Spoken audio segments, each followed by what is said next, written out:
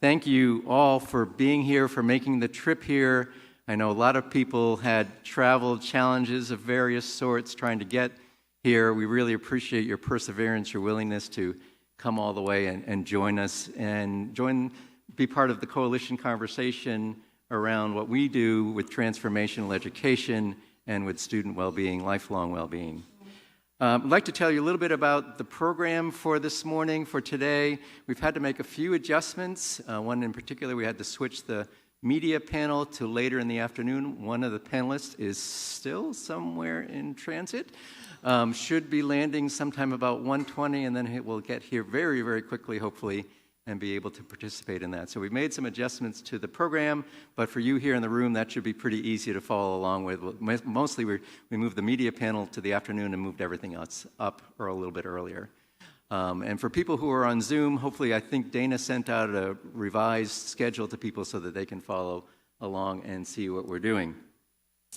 We're thrilled to have so many people here in the room with us. It looks like we have a very filled room, full room. We have more people in person and we have more people online than we have ever had before. We're very excited about that. We're thrilled to be here at the University of Miami. We'll say more about that, and Kathy Kern will say more about that as well.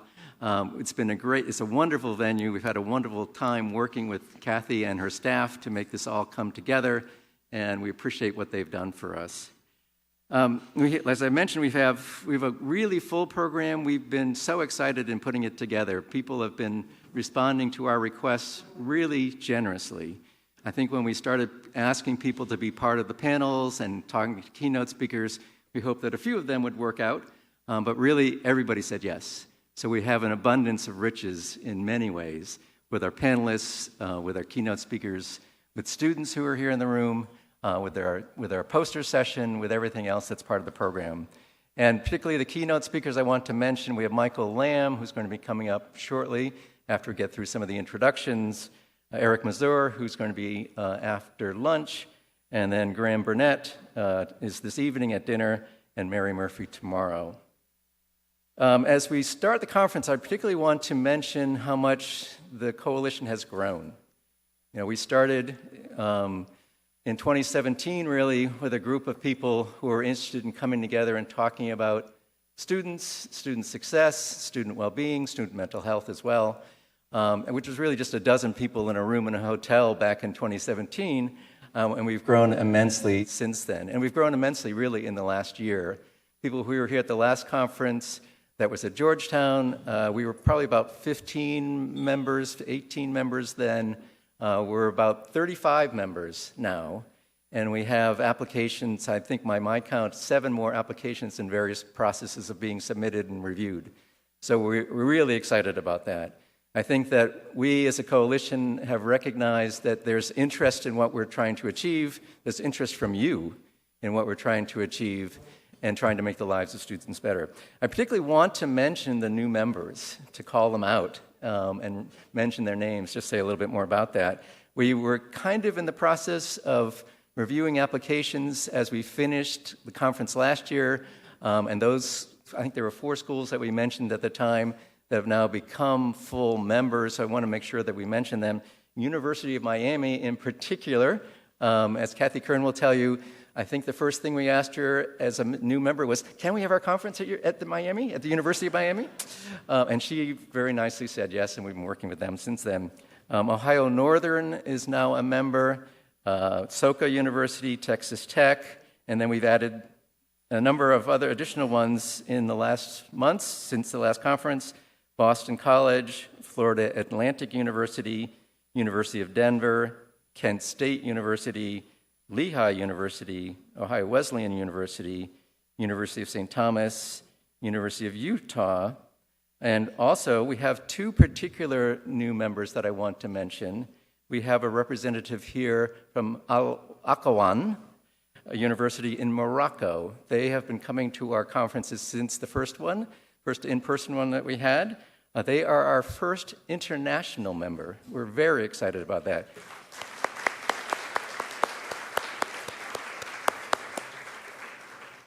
We've been trying over the last couple of years to expand across higher education.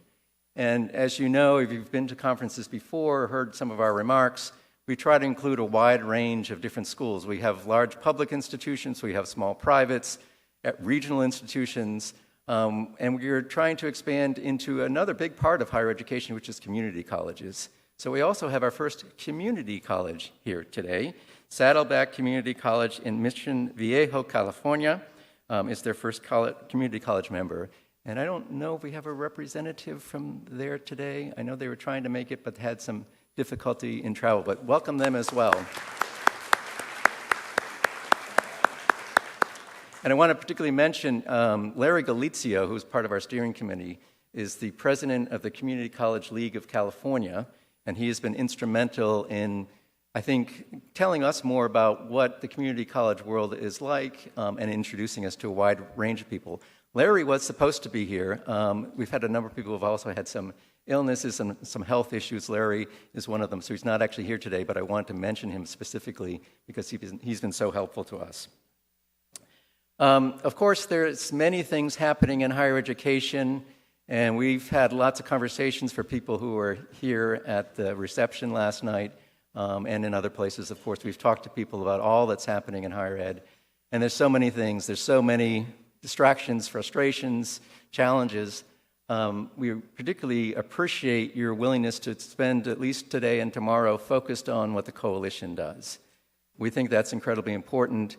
With all the tensions for us as faculty members, administrators, staff members, that of course also affects our students in a really significant way.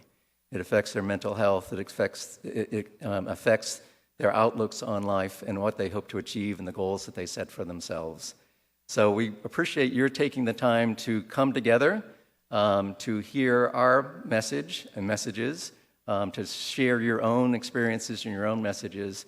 And as I mentioned last night, I think this is really an opportunity for support of each other and to share ideas. We were talking last night, a little bit after the reception, about how there's a lot of challenges. Maybe some people might say that in higher ed, maybe it's never been in the situation it is right now, but that's an opportunity. I'm a very optimistic person. 3/4 glass full is an expression I heard last night. And I think that's part of the idea, is that there is optimism in any situation, and there's opportunity in any situation. And I think that one thing that people can agree with across the board is that the education of our students is incredibly important, and their well-being is incredibly important. And that's one of the things that is the thing that the coalition is so focused on, is making opportunities for students coming together to take advantage of the opportunities ahead of us and maybe bring some additional trust, support, sense of well-being, sense of opportunity, sense of optimism to higher education. So one of the things that I've also mentioned last night is that this is really a chance to get to know people. We encourage you to meet as many people to build a sense of community. We've made particularly long breaks, 30-minute breaks in the session, networking breaks we're calling them. They're opportunities to meet people, of course, talk to the people that are at your tables, meet people in other situations as you get coffee or you're getting lunch today or dinner tonight. Make sure that you find out about what they're doing and tell them about what you're doing and build this sense of community that is the coalition. That's my introduction. I also want to give Kathy Curran, who is the Vice Provost for Educational Innovation at the University of Miami, an opportunity to offer her welcome remarks. Let me provide a little introduction to her and then have her come up to the podium. Kathy joined the University of Miami in July 2022 as the inaugural Vice Provost for Educational Innovation and is responsible for designing the university's strategy in leading and executing its educational revolution. She leads the Platform for Excellence in Teaching and Learning, which supports teaching excellence and offers resources for faculty to improve their instructional skills. Dr. Curran has previously led faculty development projects around the globe, including initiatives in China, Japan, Iraq, Pakistan, Afghanistan, and across the United States. She has brought her passion for innovative, inquiry-based, hands-on learning to the University of Miami, where she partners with faculty members from 12 schools and colleges to foster a truly transformative education for students. Dr. Curran has served as a professor of history and associate Provost for Teaching, Learning, and Academic Innovation at the University of Kentucky, and as a faculty member at Kentucky, she won the Chancellor's Award for Outstanding Teaching in 1995, the Alumni Great Teacher Award in 2003, and the College of Education's Teachers Who Made a Difference Award in both 2001 and 2004. Dr. Kern earned a PhD in American History at the University of Pennsylvania, where she was a Mellon Fellow in the Humanities and a winner of the Dean's Award for Distinguished Teaching. Kathy, please come up.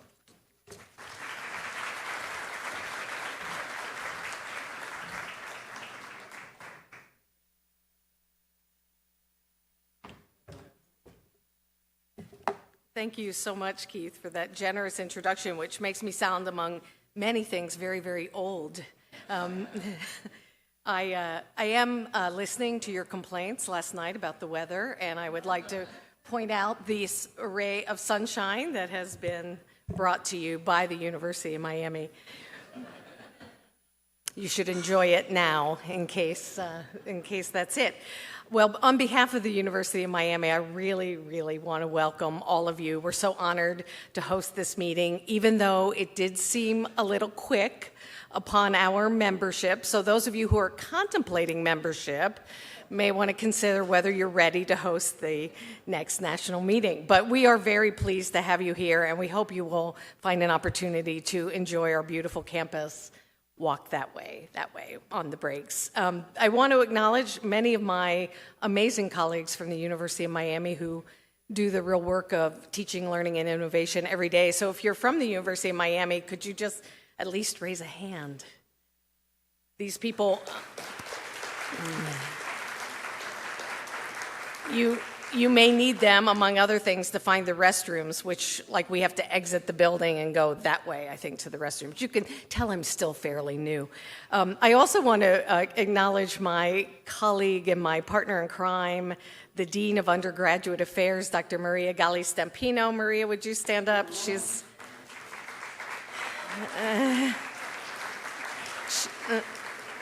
a longtime faculty member and administrator at the University of Miami, and she knows where everything is, so you should ask her. And I also want to thank my colleagues in the Provost's office who helped you check in today, the amazing Aurora and Sarah, who, when they're not running a national conference and collaborating with the coalition, are the brains in the Provost's office. Well, a week from today, and you'll see this on the banners as you walk around campus, a week from today, the University of Miami will celebrate its centennial. So we are turning 100.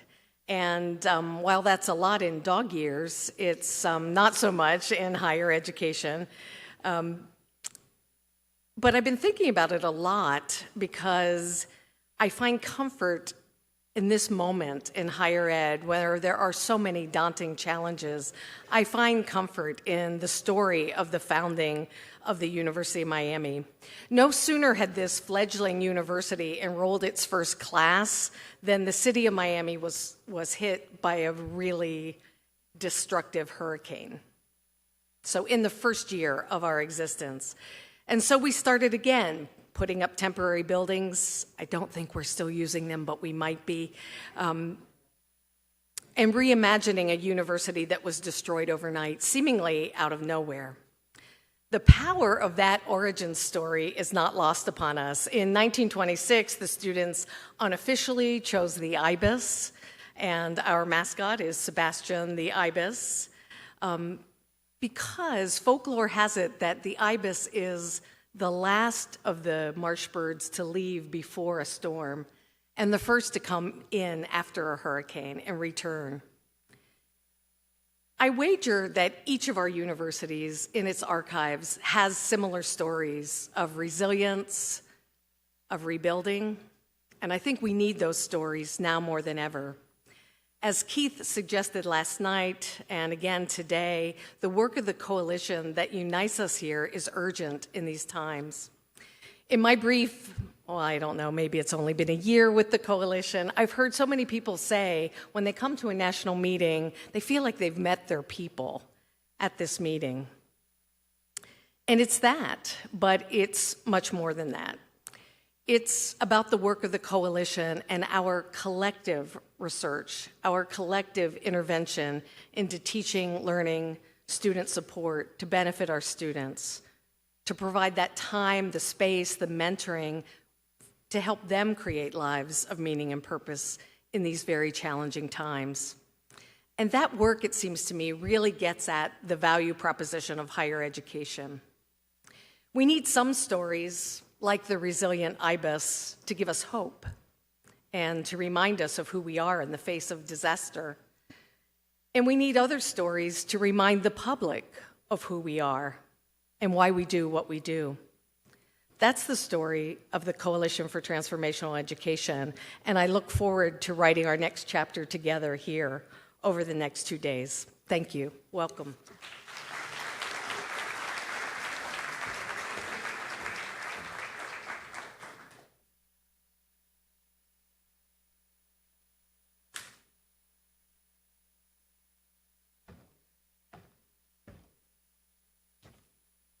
So at this point, my role would have been to introduce Rick Miller. Rick is unfortunately not able to join us today. Many of you know Rick and have met Rick and have talked to Rick. Rick is really the founder of the Coalition for Transformational Education, really based on his experience as the inaugural founding president of Olin College of Engineering. Rick had a pacemaker inserted on Wednesday. He's doing really well. He's recovering really well. He was really intent on making the trip down here yesterday to try and join us. We encouraged him to maybe think about that and to think about whether he could take it easy and rest a little bit, join us at another time, and join us certainly in spirit. As those of you who have talked to him know, he is an amazing individual. It's been an honor for me and for all of us really to work with Rick. He has so many great ideas. He is so passionate, he is so optimistic, and he is so driven to make a difference in the world. He specifically retired from Olin as the first president after 20 years to found the Coalition for Transformational Education. This has been his mission, his ideas to move it forward, to get other people to join him to move it forward over the last several years that we've been working together. Rick is joining us, I believe, on Zoom, so he should be able to see me and probably see some of you. So I thought it would be really nice if we just all said, hello, Rick. So, Rick, hello, Rick. So he's listening in. I'm sure he's really sad that he's not here, but really excited to have so many people in the room in support of the coalition.